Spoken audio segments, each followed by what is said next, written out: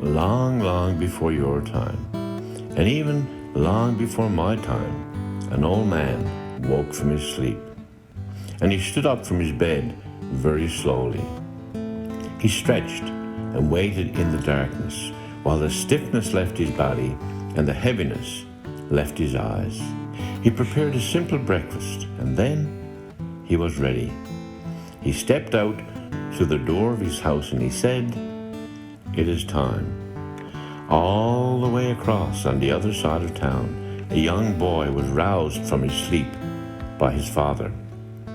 "Get up, Inez. Get up. It is time." Inez lay there pretending to be asleep. He wanted to hold on to a few more minutes of the beautiful dream he was having. "Get up, Inez. We must load the cart for the market." For you see, Inez's mother and father were carpet makers.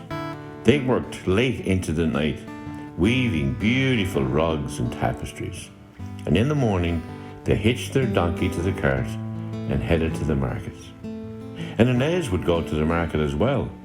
It was his job to wander through the crowds and gather people around him and tell them of the beautiful carpets awaiting them on the other side of the market. As he made his way through the colorful streets, Inez was amazed that so many people had money to buy things that other people had made. He skipped along, listening to the endless chatter, forgetting for the moment that he was hungry and that he should be gathering people so his mother and father would have money to buy food. As he neared the end of the market, he came upon an old man sitting in the center of a large circle of people. Surely, this man needed a new carpet. The one he was sitting on was ragged and soiled and torn. Here was his first customer of the day. All day long, Inez awaited his chance to talk to the old man and convince him to buy a new carpet. But other people kept coming to hear the old man's stories, and Inez found that as he listened, he was whisked away to some far-off distant land as the old man weaved his tales and dazzled the people. Just as darkness was falling, he made his way back to his parents. "Inez, where have you been all day? We haven't sold a single carpet. We don't have any money to buy food or firewood." All through the night, Inez thought about this old man. Who was he? Why were people so interested in what he was saying? The next morning, he returned to the exact same spot in the market. Another crowd of people surrounded the old man. And for a second day, his mother and father didn't have any money to buy food. On the third day, Inez finally caught the old man's attention and started to tell him why he should have a new carpet. His old one was ragged and soiled and worn. He didn't want to say that his parents were hungry and needed money to buy food. But the old man just smiled. He folded up his old threadbare carpet and he handed it to Inez and he said, "It is time. My work is done. This carpet is now yours. Use it to feed your friends and family for generations." And then he was gone, faded into the crowded market. Inez made his way back to his parents. He wasn't feeling very well. Another day with no money to buy food.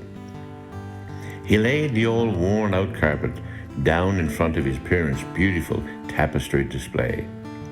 He told them how sorry he was that he hadn't brought any people around to help pay for food and firewood. And he told them all about the old man giving him this gift of a ragged, soiled, worn-out carpet. And as he spoke, he looked up. People had stopped to listen to his story, and they admired the beautiful rugs and tapestries his parents had made. So every morning, Inez would spread his new gift in front of the beautiful display. And he would tell the stories he had heard the old man tell, and people would listen, and they would be whisked away to far-off lands, just like Inez had been. And for the rest of their lives, his parents would always have enough money to buy food and firewood. For years, Inez went to the market. Then one morning, he awoke from his sleep, and he stood up from his bed very slowly. He stretched and waited in the darkness while the stiffness left his body and the heaviness left his eyes. He prepared a simple breakfast, and then he was ready. He stepped out through the door of his house and he said, "It is time." And that is how stories get passed down from one generation to another. I'm telling you this story so you can tell it to your children, and they can tell it to their children. And then the story and the storyteller will live forever.